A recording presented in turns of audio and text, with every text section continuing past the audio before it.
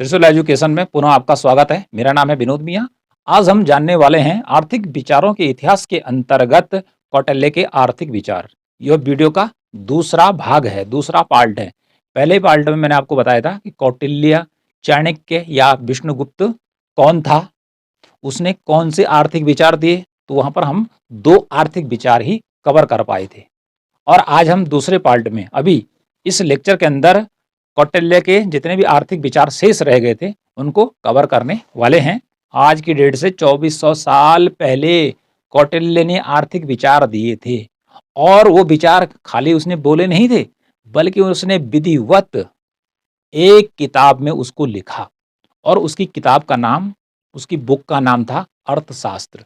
तो इंग्लिश में भी अर्थशास्त्री लिखेंगे, इकोनॉमिक्स नहीं लिखेंगे। कि माना कि मेरा नाम विनोद है तो इंग्लिश में विनोद ही लिखा जाता है, न कि ट्रांसलेट होके कुछ और लिखा जाएगा। तो अब बात करते हैं उसके तीसरे आर्थिक विचार के। आर्थिक विचार आप आगे पीछे कर सकते हैं, इसमें कोई दिक्कत नहीं है। तो कृषि के बारे में उसने अर्थशास्त्र में क्या लिखा, अपनी पुस्तक में उसने उस समय की कृषि के विकास के लिए क्या बातें लिखी कि किस प्रकार से कृषि का विकास किया जा सकता है। तो बात करते हैं इससे पहले कि उस काल में वर्ण व्यवस्था थी कि जो क्षत्रिय थे, जो ब्राह्मण थे, वैश्य थे, शूद्र थे, इनके काम बटे हुए थे। तो उस समय जो कृषि कार्य था वो मुख्य रूप से वैश्य और शूद्र किया करते थे। तो कौटिल्य ने कहा ब्राह्मण और क्षत्रिय भी इस काम को कर सकते हैं, अर्थात खेती बाड़ी कर सकते हैं। लेकिन उसने ब्राह्मणों के लिए कहा, अर्थात लिखा है अपनी बुक में, कि वो हल नहीं लगा सकते हैं। तो बात अब आगे करते हैं कि जो कृषि है, तो कौटिल्य ने कृषि को राष्ट्र की अर्थव्यवस्था में प्रथम स्थान दिया है। उसकी दृष्टि से जो कृषि है वो राष्ट्र के विकास के लिए सर्वोपरि है। अर्थात उस समय जो थी कृषि की प्रधानता थी, कृषि की प्रधानता थी। राष्ट्रीय आय में कुल मिलाकर सबसे ज्यादा जो योगदान था वो कृषि फसलों का था, कृषि उपजों का था। इसलिए उसने कृषि को बढ़ावा देने के लिए अपने विचार अर्थशास्त्र में लिखे, जो कि उसकी बहुत ही प्रसिद्ध पुस्तक है। तो कृषि को बढ़ावा देने के लिए उसने तीन बातें कही। कृषि अर्थात फसलों के प्रोडक्शन को बढ़ाने के लिए उसने तीन बातें कही। क्या कही उसने? पहला आता है कि तालाबों, कुओं और नहरों का निर्माण करना। तालाब हो, चाहे नहर है, चाहे कुएं हैं, उनका निर्माण करना। अब क्यों करना ये निर्माण? क्योंकि उस समय उसने देखा कि बहुत बार ऐसा हो जाता है कि जब बारिश नहीं होती है तो फसलें सूख जाती हैं।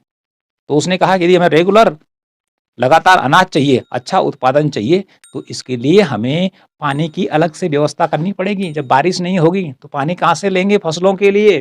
तालाबों से लेंगे, कुओं से लेंगे, नहरों से लेंगे। तो उसने कहा बड़े स्तर पर इनका निर्माण किया जाए, जिससे कि जब बारिश न हो तो उस समय तालाबों से, कुओं से और नहरों से खेतों तक पानी पहुंचाया जाए। ठीक है, जिन्हें कहते हैं सिंचाई के साधन। अर्थात कृषि का उत्पादन बढ़ाने के लिए सिंचाई के साधनों के विकास पर उसने जोर दिया।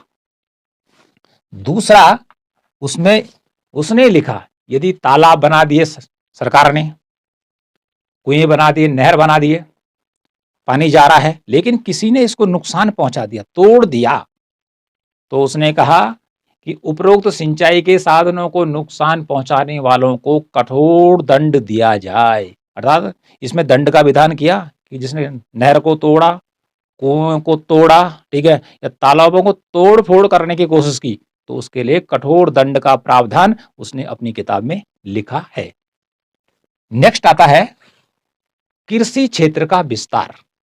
अर्थात कृषि का क्षेत्रफल माना कि कितना है, 1000 हेक्टेयर है। तो उसने कहा इसका विस्तार करना है, कुल मिला के बढ़ाना है, तो क्या करना पड़ेगा?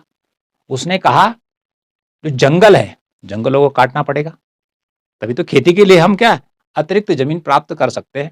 ठीक है, जंगलों को काटिए, ये जो खाली जमीन पड़ी है उसका उपयोग करना है नई फसलों के उत्पादन करने के लिए। तो इस प्रकार से उसने तीन बातें यहां पर दी हैं कृषि को बढ़ावा देने के लिए। क्योंकि कृषि में उसने बताया कि जो कृषि है पूरी अर्थव्यवस्था लगभग कृषि पर आधारित है, इसका विकास होना चाहिए। तो विकास करने के लिए उसने सुझाव दिया कि जब पानी न बरसे, जब सूखा पड़े, तो तालाबों, कुओं और नहरों का निर्माण करके यहाँ से सिंचाई की व्यवस्था करनी है। दूसरे उसने कहा उपरोक्त सिंचाई के साथ अर्थात तालाबों, कुओं, नहरों को जो नुकसान पहुंचाएगा राज्य में रहने वाला, उसको कठोर दंड दिया जाएगा। फिर उसने कहा कृषि क्षेत्र का विस्तार करना, कृषि क्षेत्र को बढ़ाना है।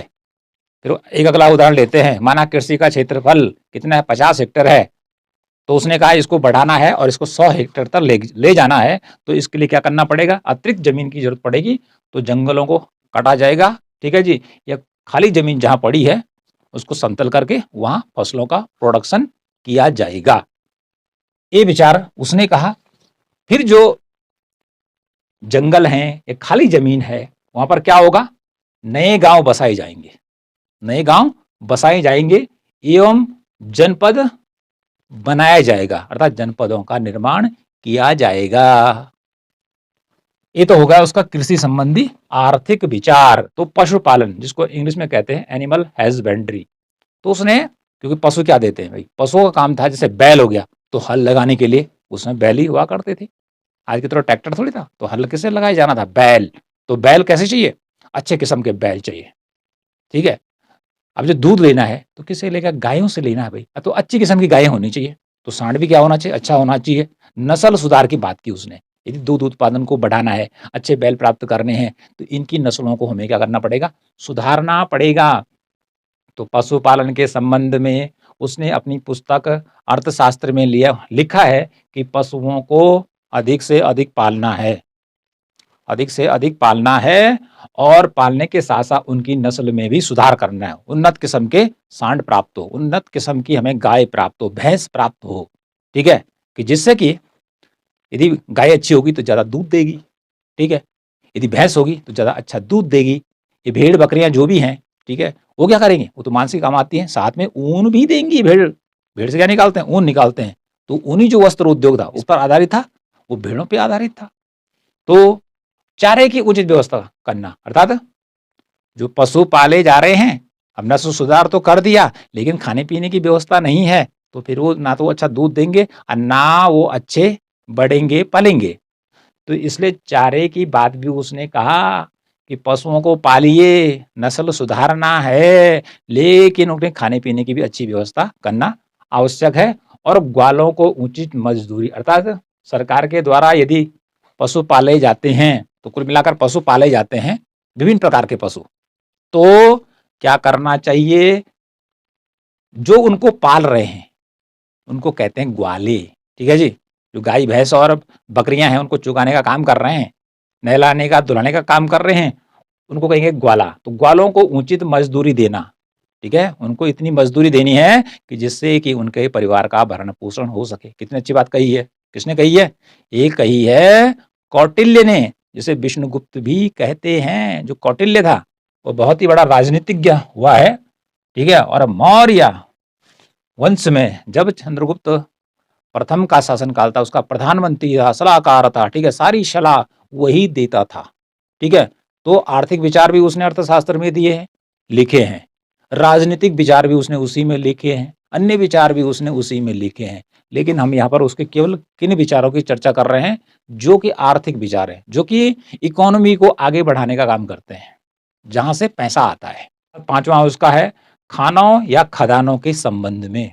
उस समय भी खाने हुआ करती थी, खदानें हुआ करती, आज की तरह नहीं थी कि कोयले की खदान हो गई, ठीक है, लोहे का, सोने का, तांबे का, चांदी का, अभ्रक का, मैग्नीज का, टंगस्टन का, इतना तो नहीं था, लेकिन सोना हो गया, चांदी हो गया, ठीक है, इसी प्रकार से हीरा हो गया, और समुद्री जो उत्पाद थे, ठीक है, वो उस समय हुआ करते थे। तो उसने क्या कहा, खानों से निकाले जाते हैं खनिज, तो खनिजों के उत्पादन पर उसने कहा पूर्णतः सरकारी नियंत्रण होना चाहिए, अर्थात जितनी भी खदानें हैं उन पर किसका नियंत्रण होना चाहिए, गवर्नमेंट का नियंत्रण होना चाहिए। लेकिन कौटिल्य ने यहाँ पर 3 प्रकार से खदानों का अधिकार का वर्गीकरण किया है।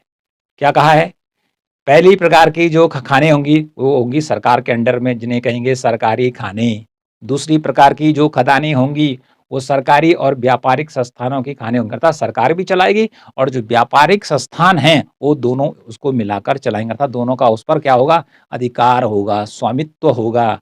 और तीसरे प्रकार की अधिकार की बात की उसने खदानों पर, निजी खाने जो किसी व्यक्ति के नाम से होंगी, माना कि वह वर्तमान में अडानी के नाम पे है, अंबानी के नाम पे है कि टाटा के नाम पे है, तो उस समय ये खाने भी क्या थी, निजी खाने निजी लोगों के नाम पर थी और उनका उस पर अधिकार था।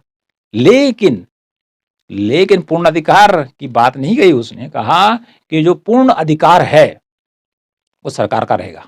तब तक ये निजी लोग या जो ये क्या कर रखे हैं, सरकारी और व्यापारिक संस्थानों द्वारा चलाई जाने वाले खाने हैं, जब तक ये राष्ट्र हित में रहेंगी तब तो ठीक है, अदरवाइज सरकार इसको क्या कर लेगी, अपने अधीन कर लेगी। अब बात आती है यहाँ पर नमक की। नमक, तो नमक उस समय बहुत इंपॉर्टेंट था, आज भी बहुत इंपॉर्टेंट है, आगे आने वाले समय नमक। तो नमक निकालने का जो एकमात्र अधिकार था वो केवल सरकार को था। कौटिल्य ने कहा है कि नमक निकालने का जो एकमात्र अधिकार है वो गवर्नमेंट के पास रहेगा और किसी के पास नहीं रहेगा। तो स्वयं गवर्नमेंट क्या करती थी, नमक निकालती थी, था उसके लिए कर्मचारी नियुक्त थे। ये सारी बातें उसने कहाँ लिखी है, वो लिखी है उसने अर्थशास्त्र में। 6 नंबर का उसका विचार देखिए, वन्य उपज, क्योंकि इसके द्वारा भी धन की प्राप्ति होती है, इससे भी सरकार को आय मिलती है। तो वन्य उपज जिसे फॉरेस्ट प्रोडक्ट कहते हैं, अर्थात जंगलों से मिलने वाले जो लकड़ियां हैं, पेड़ पौधों से जो अन्य चीजें प्राप्त होने वाली हैं, इसके बारे में उसने अपनी किताब में लिखा है। क्या लिखा है उसने, उसने वनों को 2 भागों में बांटा। उसने वनों को 2 भागों में बांटा। 2 प्रकार के वन कहा उसने, क्या वन बोला, पहले बोला उसने द्रव्य वन और दूसरा बोला उसने हस्ती वन। 2 प्रकार के वन बांट दिए उसने, ठीक है जी। एक द्रव्य वन, और द्रव्य वन क्या होता है और हस्ती वन क्या होता है। उसके अनुसार द्रव्य वन है कि जिस वन से जलाऊ लकड़ी प्राप्त होती, जलाने के लिए लकड़ी, उस समय गैस नहीं था, कोई गैस नहीं था कि इसका उसका नाम सिलेंडर लगाया और चूल्हा जलाया हो गया जी, ठीक है। या फिर बिजली का चूल्हा था, ऐसा भी नहीं था उस समय। पूरे की पूरा जो भोजन था, ठीक है, राजमहल का, आम आदमी का, वो लकड़ी से बनता था। इसलिए उसने कहा जो द्रव्य वन होगा उसमें जलाऊ लकड़ी, ईंधन वाली लकड़ी शामिल की उसने। फिर उसने कहा औषधीय पौधे, जंगल में कैसे पौधे मिलते हैं, औषधीय पौधे, हर्बल प्लांट्स, जिनसे उस समय दवाइयां बनाई जाती थी, ऐसे पौधों को उसने रखा है। फर्नीचर वाली लकड़ियां, अर्थात जिस समय उस समय दरवाजे हो गया, राजमहल के जितने भी लकड़ी के काम थे सब इसी से होते थे, लकड़ी से होते थे। यदि जहाज बनाना है, नाव बनाना है, तो उसमें लकड़ी से बनाई जाती थी। आज की तरह नहीं था शिप, लोहे का बना हुआ है विशाल शिप, नावें होती थी, उसी से क्या होता था, व्यापार होता था। नदी पार करनी है तो नाव, नाव किससे बनाई जाती थी, लकड़ी से बनाई जाती थी। तो कुल मिलाकर द्रव्य वन में उसने रखा जलाव लकड़ी, जिसे ईंधन की लकड़ी भी कह सकते हैं, औषधीय जो पेड़ पौधे उसको रखा है उसने, और फर्नीचर वाली लकड़ी को रखा है, ठीक है। ये वाली चीजें उसने इसमें रखी है द्रव्य वन में। दूसरे में आता हस्ती वन। हस्ती मीन्स क्या होता है, एलिफेंट, हाथी। हस्ती माने हाथी। तो हस्ती वन में उसने कहा ऐसा जंगल होगा, जैसे वर्तमान में नेशनल पार्क बना रखे हैं, जैसे उत्तराखंड में राजा जी नेशनल पार्क, जिसमें हाथी भी रहते हैं भाई। पार्क क्या, वो जंगल है पूरा, उसमें हाथी रहते हैं। तो उसमें हाथियों के रहने का प्रबंध होता था हस्ती वन में। हस्ती वन स्पेशल राजा के जमाने में रह रहा था। किसने कहा, कौटिल्य ने अपने अर्थशास्त्र में लिखा। और इसमें हाथियों के रहने की व्यवस्था रहती थी, क्योंकि उस समय युद्ध में हाथियों का बड़ा रोल था, हाथियों का, हाथी घोड़े वगैरह। तो हाथी मतलब समझ ले, वर्तमान में जो भूमिका युद्ध के मैदान में टैंक की है, टैंकों की है, वही भूमिका उस समय हाथियों की हुआ करती थी। कई सैनिकों को तो हाथी ही कुचल डालते थे, ठीक है। जैसे टैंक से क्या करते हैं आज के टाइम, कुचल डालो, भारी भरकम है। तो हस्ती वन की बात की उसने कि इसमें हाथी पाले जाएंगे, ठीक है, इसमें हाथी पाली जाएंगे, इनका रख रखाव होगा उचित ढंग से, ठीक है। और प्रत्येक के लिए अलग अलग विभाग बने हुए थे। अब आता है वनों पर सरकार का पूर्ण नियंत्रण, अर्थात जंगलों की जितनी भी उपजें थी उस पर सरकार का पूर्ण नियंत्रण था। पूरा जो अधिकार था जंगलों पर किसका था? सरकार का था। और इसके अलावा उसने कहा जंगलों का विस्तार भी करना है, बढ़ाना भी है, काटना ही काटना नहीं है खेती-बाड़ी के लिए, बल्कि अच्छे किस्म के पौधे भी लगाने हैं। अगला जो उसका आर्थिक विचार आता है, वह आता है मज़दूरी के संबंध में। यहाँ पे लिखा है मज़दूरी, और मज़दूरी किसको दी जाती है? श्रम का पारिश्रमिक कहलाता है मज़दूरी। तो उसने श्रमिकों के अधिकारों की बात की है। किसने? कौटिल्य ने। क्योंकि उस समय अर्थात मौर्य काल में जो श्रमिक थे, उसका अपना एक महत्वपूर्ण स्थान था। श्रमिकों को बड़ी प्रतिष्ठा दी जाती थी भई, बड़ा सम्मान दिया जाता था। तो उसने कहा मज़दूरी का निर्धारण कैसे होगा? तो वर्तमान में जो मज़दूरी है, वो कैसे निर्धारित होती है? माँग और पूर्ति अर्थात लेबर की माँग और पूर्ति की शक्तियों द्वारा निर्धारित होती है। लेकिन उस समय जो कौटिल्य ने बताया कि मज़दूरी कैसे तय होगी, उसने अर्थशास्त्र किताब में लिखा है कि समझौते पर आधारित अर्थात 2 व्यक्तियों के बीच समझौता होगा। अर्थात जिसको मज़दूर चाहिए काम करने के लिए और मज़दूरों के बीच समझौता होगा और जितनी दिहाड़ी तय होगी, उस दिहाड़ी या मज़दूरी पर श्रमिक क्या करेगा? काम करेगा। ठीक है? माना मज़दूरी हो गई कितनी कि 20 पण उस समय जो मौर्य काल में सिक्का चला करता था, जो सिक्का चला करता था, राजकीय सिक्का, उसका नाम था पण। पण तो 20 पण हो गया, तो 20 पण मज़दूरी देनी पड़ेगी। इसके अलावा उसने कहा जो मज़दूर काम कर रहे हैं, इनको छुट्टी भी मिलनी चाहिए, अवकाश मिलना चाहिए, छुट्टी पे जाना चाहता है, छुट्टी भी मिलनी चाहिए, बीमार हो जाता है, काम नहीं कर पाता है, तो उसके बदले दूसरा यदि वो रख सकता है, तो काम कर सकता है। यदि उसकी आकस्मिक मृत्यु हो जाती है, तो उसके बच्चों को, उसका जो बालक है, लड़का है या उसकी पत्नी को उसकी जगह नौकरी देनी चाहिए। किसने कहा? ये कहा कौटिल्य ने, ठीक है? इसके अलावा कौटिल्य ने श्रमिक संघों के बारे में भी कहा। श्रमिक संघ वर्तमान में भी हैं। तो उस समय उसने श्रमिक संघों के लिए नियम बनाए और कहा कि जो श्रमिक संघ है वो नियम पर काम करेंगे और नहीं करेंगे तो दंड दिया जाएगा। दंड का प्रावधान भी उसने किया। देखिए जुर्माना, यदि क्या हो गया कि मजदूरी तय हो गई 20 पण, 20 पण मजदूरी तय हो गई और जिसने मजदूरी देनी थी अब वो मजदूरी नहीं देता है, मजदूरी नहीं देता है तो उस पे जुर्माना था कितना? ठीक है, कुल आएगा 10 गुना, 10 गुना उस पर जुर्माना लगेगा जो नहीं देगा। ठीक है, यदि उसने कहा कि उसके काम करने से मान लीजिए ये मजदूरी है उसकी, ठीक है जी, और उसने नहीं दी तो इसका 10 गुना यानी कि 200 का उसे भुगतान करना पड़ेगा। अगला था ये दूसरा लिखा मेरा 5 पण। तो 5 पण का मीनिंग क्या है? 5 पण का मीनिंग है यदि वह 20 में से केवल 10 पण क्या करता है? मजदूरी देता है और 10 खा जाता है, ठीक है, हड़प जाता है, तो उस पर दंड लगेगा 5 गुना, 5 गुना दंड लगेगा। ठीक है, मतलब 10 रुपये तो 10 पण तो उसने दे दिया, 10 रह गए, 10 पने 50 पण उसको देने पड़ेंगे, ये इसका मीनिंग है। ठीक है जी। अगला आता है इसी में नेक्स्ट सार्वजनिक वित्त, पब्लिक फाइनेंस के बारे में भी उसने अपने विचार दिए हैं। पब्लिक फाइनेंस के बारे में कि सरकार के पास पैसा कहाँ से आएगा, किन किन मदों पर खर्च करेगी, किन किन मदों पर पैसा खर्च करेगी, इसके बारे में उसने अपने विचार दिए हैं।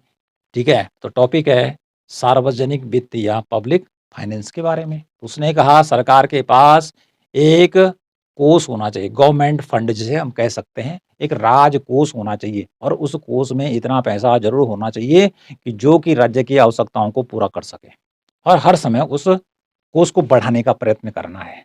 ठीक है, उस कोष को बढ़ाने का प्रयत्न करना है, माना कोष कितने का है? वह 1 लाख करोड़ का, तो उसको आगे बढ़ाइए 2 लाख करोड़, 3 लाख करोड़, 4 लाख करोड़, इस प्रकार से उसको बढ़ाना है। क्योंकि प्रशासन को चलाने के लिए और बड़ी शक्ति को इकट्ठा करने के लिए धन की ज़रूरत होती है। इसलिए ज़्यादा से ज़्यादा बड़ा सा बड़ा राजकोष राजा के पास होना चाहिए। ऐसा किसने कहा? ये कहा किसने? कौटिल्य ने। अब बात आती है आय का साधन। जैसे वर्तमान में सरकार के आय के साधन क्या है? सबसे बड़ा साधन तो टैक्स है, कर। तो उस समय भी कर ही था, कर लगाया जाता था राजा के द्वारा, जिसे वो हिंदी में कहते हैं शुल्क, या हिंदी में कहते हैं कर और इंग्लिश में कहते हैं टैक्स। तो टैक्स क्या था? वहाँ पर यहाँ पर देखते हैं आय के साधन। आय के जो साधन थे, जिसका वर्णन स्वयं कौटिल्य ने अपनी पुस्तक में किया है सार्वजनिक वित्त के टॉपिक में। तो उसने कहा आय के साधन सरकार के पास 2 तरीके के थे, मुख्य रूप से 2 प्रकार के आय के साधन थे।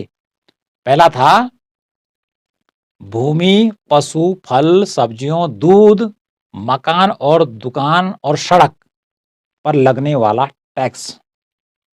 कैसे? जैसे किसी की भूमि है, प्राइवेट भूमि है, उस पे लगने वाला टैक्स हो गया, ठीक है? पशु पाले, उसे जो दूध दे रहा है, जो बिक रहा है, उस पे टैक्स लगेगा। फल सब्जियां जो पैदा हो रही हैं, उस पे टैक्स लगेगा। दूध, उस पे भी टैक्स लगेगा। जो मकान है, ठीक है, भवनकार, उन पे लगेगा। जो दुकान है, ठीक है, उन पे टैक्स लगेगा। और सड़क, जो उस समय आज की तरह सड़क नहीं थी, लंबी चौड़ी सड़क बनी हुई है, ठीक है, 4 लेन की, 6 लेन की, और इधर जहाज उतर रहा, उधर जहाज उतर रहा, बुलेट ट्रेन चल रही है, ऐसा कुछ नहीं था। वही पगडंडी की तरह सड़क हो गई, ठीक है, जिसमें क्या जा सकता था? घोड़ा जा सकता था, हाथी जा सकते थे, तो चौड़ा रास्ता समझ लीजिए। तो उसका टैक्स देना पड़ता था। तो ये जो तो आय का था पहला वाला साधन, ये था कुल आय प्राप्त करने का 50%। इन चीजों से सरकार को 50% आय प्राप्त होती थी। कुल आय का 50% टैक्स कहाँ से आता था?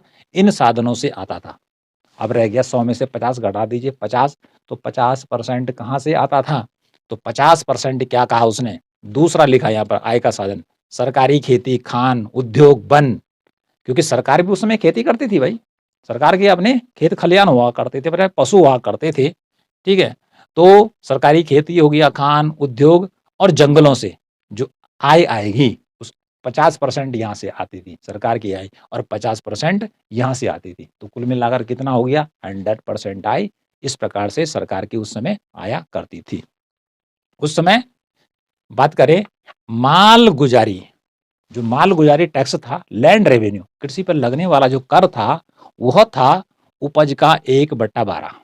उपज का 1/12 भाग टैक्स देना पड़ता था माल गुजारी का। यह कर आय का सबसे बड़ा स्रोत था उस समय। कौन सा कर? माल गुजारी, जो किस पे लगता था? अरे कृषि पर लगता था। किस पे लगता था? कृषि पर लगता था। लेकिन कुल उपज का 1/12 था, ठीक है। और यदि आपातकाल हो तब 1/3 था। कितना था? 1/3 था। तो 1/12 का मीनिंग क्या है? माना कि 120 किलो का उत्पादन हुआ गेहूं का किसी के खेत में, इसको कर दो 1/12, ठीक है जी, 1/12। तो इसका भाग इसमें दीजिए, ये कितने बार जाएगा? ये जाएगा 12 10 संख्या 120, तो 10 एकम को 10, अर्थात 10 केजी क्या करना था? सरकार को देना था। इसका ये मीनिंग हुआ, ठीक है, 1/12 का। लेकिन आपातकाल की स्थिति में ये हो जाता था 1/3, तो 1/3 कर दीजिए, तो तब कितना देना पड़ता? तो यहाँ पर 3 आ जाता, तो 3 चक्कू 12, ठीक है जी। तो कुल मिलाकर यहाँ पर देना था उसको 40 केजी। आपातकाल की स्थिति में माल गुजारी की जो दर थी वो 1/3 थी। तो जहां वो 10 दे रहा था 1/12 में, और जहां 1/3 की स्थिति आई, तो उसके बाद वो देने लग गया 40 केजी। ये 120 केजी पर उदाहरण है, ठीक है। अब बात करते हैं बजट की। बजट के बारे में भी उसने विस्तार से बताया है, क्योंकि उसने कहा सरकार को कि हमारे पास फिक्स साधन होने चाहिए, कि मतलब आय कहाँ कहाँ से आएगी और कहाँ कहाँ व्यय किया जाएगा। तो इसकी उस समय गणना की जाती थी आज की तरह। जैसे क्या करता, बजट बनता है, तो भाई आय कहाँ कहाँ से आएगी, तो आय तुमने यहाँ बता दी, ओके। और उसके बाद होता है कि व्यय कहाँ कहाँ किया जाएगा। तो उस समय व्यय कहाँ कहाँ किया जाएगा, तो आय और व्यय, यही दो जो चीजें हैं, दो जो अंग हैं, यही क्या है? बजट के अंग होते हैं। तो आय तो हम बता चुके हैं कि आय कहाँ कहाँ से आएगी। तो बजट में कहा उसने व्यय कहाँ कहाँ होगा, उसने कहा व्यय कहाँ होगा। सबसे पहला आता है प्रतिरक्षा, सुरक्षा पर व्यय। सुरक्षा पर व्यय होगा, क्योंकि उसमें लड़ाइयाँ हुआ करती थी अगल बगल, ठीक है। लड़ाई करो, अपने राज्य का विस्तार करो, फिर दूसरे पर लड़ो, फिर लड़ाई चलती रहती थी उस समय। तो इसको कहा उसने प्रतिरक्षा पर व्यय, राष्ट्र की सुरक्षा पर किया जाने वाला व्यय। अगला कहा उसने जनपदों के प्रशासन पर किया जाने वाला व्यय, ठीक है। राज्य के कर्मचारी और मंत्रियों के वेतन पर किया जाने वाला व्यय, जो भंडार गृह थे उनके रखरखाव पर, अर्थात जो स्टोर रूम थे उस समय के, जहाँ सामान रखा जाता था, उस पर किया जाने वाला व्यय। इसके अलावा उसने कहा जो साजो सामान होता है युद्ध का, उस पर किया जाने वाला व्यय। अमूल्य धातुएं जैसे हीरा है, मोती है, सोना है, इनके लेने पर व्यय। ये सारी चीजें होती थी उस समय व्यय, ठीक है। और आय के साधन ये हुए। तो कुल मिलाकर उसने बजट के बारे में बात की है। और उस समय जो बजट होता था, आज तो घाटे का बजट बनता है, लेकिन उस समय ये था कि घाटे का बजट नहीं बनाना है, आधिक्य का बजट बनाना है। बचत का बजट, बचत का बजट कब होगा? माना है सरकार आय प्राप्त करती है 100 रुपया एक साल में और खर्च करती है मात्र 80 रुपया, तो 20 रुपये का क्या हो रहा फायदा। इसे बोले हैं आधिक्य का बजट, ठीक है। आधिक्य का बजट कहते हैं। और इसमें उसने टैक्स के बारे में बोला कि टैक्स किसी वस्तु पर एक साल में एक बार ही लगना चाहिए, एक बार ही लगना चाहिए। फिर अगला वह क्या कहा कि अमीरों पर ज़्यादा कर लगना चाहिए, अर्थात जिसके पास ज़्यादा पैसा होगा उस पर ज़्यादा टैक्स लगेगा। लेकिन उस समय क्या था, जिस पे ज़्यादा टैक्स लगता था उसको सम्मान की दृष्टि से देखा जाता था, क्योंकि वो तो अमीर आदमी होता था। आज भी देखा जाता है, उस समय भी देखा जाता था। ऐसा किसने कहा है? कौटिल्य ने अपनी पुस्तक अर्थशास्त्र में इसके बारे में बताया है। नेक्स्ट, कीमतों का नियमन। कीमत उस समय जो आवश्यक वस्तुएं थी, जो कि आम आदमी क्या करता था, यूज करता था, तो कौटिल्य ने कहा कि आवश्यक वस्तुओं की कीमतें सरकार द्वारा निर्धारित होनी चाहिए। उससे ज्यादा कीमत पर यदि कोई बेचता है तो उसको दंड देने का प्रावधान किया जाए। तो इस प्रकार से कीमतों का नियमन होता था। फिक्स कीमतों पर कुछ दुकानदारों को, कुछ व्यापारियों को सरकार क्या देती थी?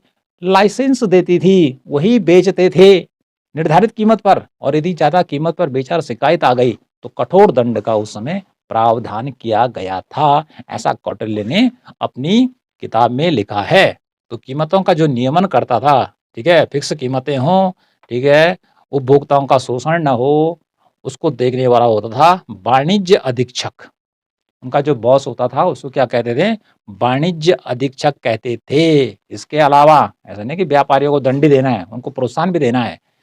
व्यापारियों को यदि वो वस्तुओं को क्या करते हैं, निर्यात करते हैं, निर्यात करते हैं, तो उस पे उनको 5% का क्या करना पड़ता था?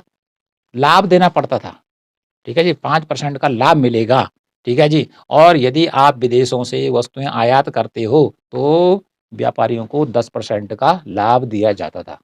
देखो, निर्यात पर केवल 5% का और आयात पर 10% का लाभ व्यापारियों को दिया जाता था, ऐसा कौटिल्य ने कहा है। नेक्स्ट आता है 10 में सामाजिक सुरक्षा, अर्थात देश के लोगों की सुरक्षा की बात भी यहाँ पर किसने की है? कौटिल्य ने अपने अर्थशास्त्र में की है। तो उस समय क्या कहा उसने कि देश में जो गरीब हैं, जो गरीब हैं, जिनके पास घर नहीं है, ठीक है, जो बाहर सोते रहते हैं, किसमें? खुले आसमान के नीचे, ऐसे लोगों के लिए क्या करना चाहिए? धर्मार्थ संस्थाओं की स्थापना करनी चाहिए। धर्मार्थ संस्थाओं की स्थापना करना चाहिए, धर्मशालाएं बनानी चाहिए, दरिद्रालय, अनाथालय, दरिद्रालय अर्थात जो गरीब हैं उनके रहने के जो स्थान होंगे उन्हें कहेंगे दरिद्रालय।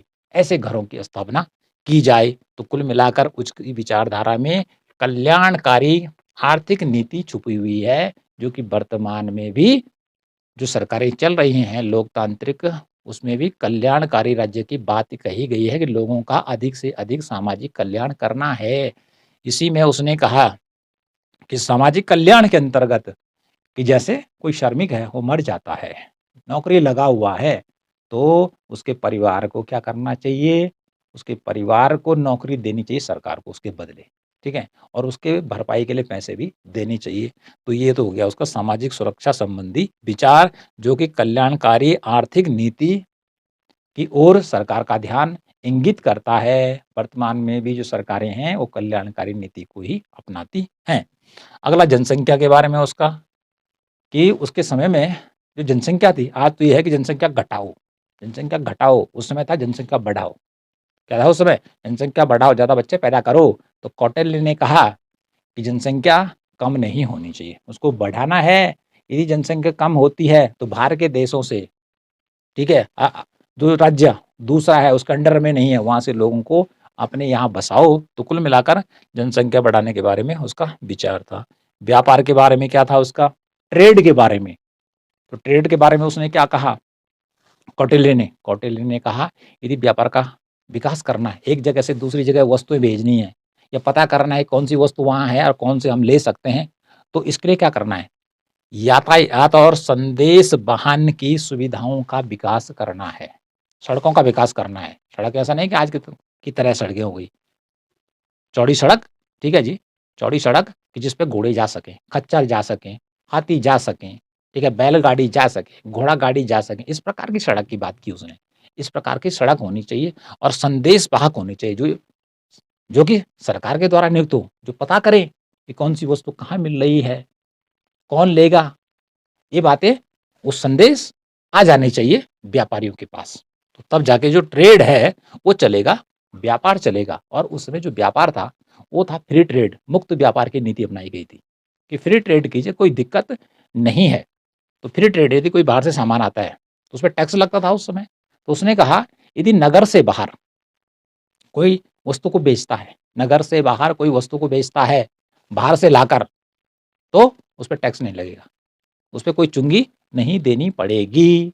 लेकिन यदि कोई क्या करता है, वस्तु की कीमत को कम दर्शाता है, ठीक है, कम दर्शाता है, माल को कम दर्शाता है, 20 किलो लाया और 5 किलो दिखा रहा है, ठीक है जी, और कीमत चुंगी से बचने के लिए कीमत है 25 रुपए की और दिखा रहा है केवल 5 रुपया और बेच रहा है 30 रुपए में, तो ऐसे में कठोर दंड का प्रावधान का भी विवरण दिया है अर्थशास्त्र में कौटिल्य ने। तो इस प्रकार से ये तमाम जो बातें मैंने आपको बताई, ये हैं कौटिल्य के आर्थिक विचार, जो कि उसने उस काल में दिए थे जबकि चंद्रगुप्त मौर्य प्रथम का वह क्या था, मुख्य सलाहकार, प्रधानमंत्री, उसको राजा बनाने वाला आदमी था। तो कुल मिलाकर जो कौटिल्य था कोई साधारण आदमी नहीं था, एक चतुर राजनीतिज्ञ, एक महान अर्थशास्त्री था। तो ये सारे के सारे जो विचार उसने, आर्थिक विचारों को जो मैंने आपको पढ़ाया, ये उसने कौन-सी पुस्तक में लिखे हैं? उसने लिखे हैं अर्थशास्त्र में लिखे हैं। तो ये तमाम जो आर्थिक विचार हैं, ये आपने वन बाय अर्थात एक-एक करके याद करना है, ठीक है? याद करना है, लिखना है और याद करना है, क्योंकि यहाँ पर तो कोई डायग्राम तो है नहीं कि आप डायग्राम बनाएँगे। तो इनको पॉइंट वाइज़ आप लिखिए और याद करिए और लिखने की प्रैक्टिस कीजिए। तो ऐसे में क्या होगा, आपका जो ज्ञान है वो बढ़ेगा, घटेगा नहीं, बढ़ेगा और आप अच्छे अंक ला सकते हैं किसी भी परीक्षा में।